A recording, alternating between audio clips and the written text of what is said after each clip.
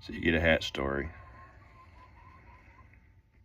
So Goins was the town near where I grew up, down west Tennessee. Uh, and Chubby Budgie, perchance, she had all these kids, and they was all pickpockets. What was that? Something banging out there. So anyway, that's just a little context. And so there was this road called Goin's Scrotum Road. So this is the Goin's Scrotum Road hat.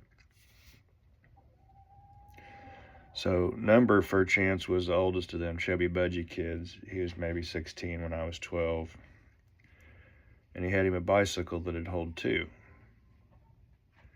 I seen one of them later on in years. A fellow rode, stole my hat, but this one I got to ride when me and Number took off to sell rhubarb to some lady up the valley on Goin' Scrotum Road. Now I gotta explain, that road was named for the only house on it where Fudge Chug's cousin Probable Chug had his shack, where he'd set off in an old horse-drawn wagon to go cut nuts on all the pigs folks had around, and some bulls too.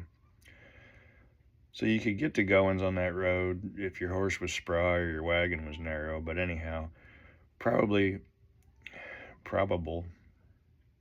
had him a wife or something named Hester. She could make a rhubarb pie that'd fetch $3 any day.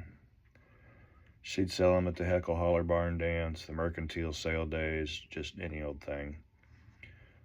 But this day, we was riding the bicycle up the valley and turn off on Scrotum Road, and some bitch red-tail hawk come out of the woods, flying, and run into my face dead on.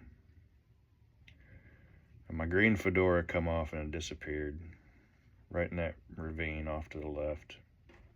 I had a black eye for a week. I did get me a share of that rhubarb money for helping pedal up that valley, though. That's a steep road. So time goes by. I got my own place up the hill from Pa, and Number, perchance, got a tombstone out behind some church in Bickerbuster.